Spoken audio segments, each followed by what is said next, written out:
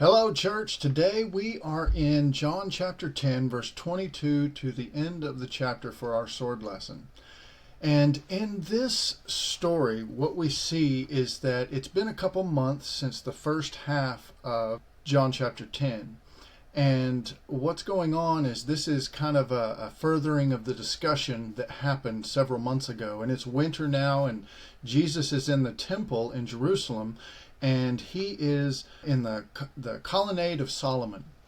And the colonnade of Solomon is a huge outdoor space inside of the temple. And Jesus is there, and there's a bunch of Jews there because of this feast that's going on, which is really what we call today Hanukkah. And Jesus is there, and all these Jews come up to Jesus and they say, "Hey, listen, if you really are the Christ, would you just tell us plainly?"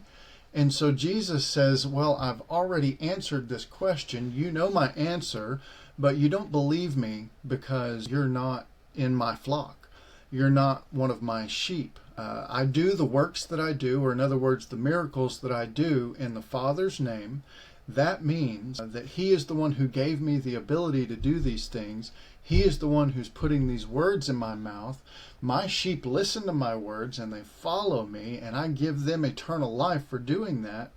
And one other thing you should know is that the Father and I are one.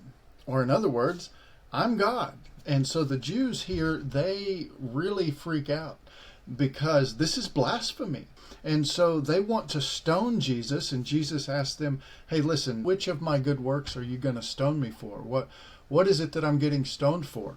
And they say, "Well, it's not because of the works that you're doing that we're going to stone you. It's because of the blasphemy that you're committing." And Jesus says, "Listen, I get my works from God, and I get my words from God.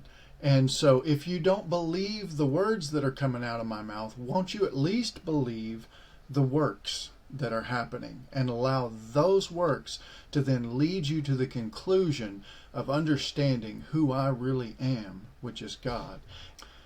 And so they again want to arrest Jesus because he is claiming to be God, and he doubles down and says it again. And somehow miraculously, it's not explained to us how this happens, but he gets away and he leaves, and many believed in him because of this interaction. And I would love to see many believe in Jesus because of this story, because Jesus's actions, Jesus's abilities that come from God declare, they shout on the mountaintops that he is God. Have a great day. Goodbye.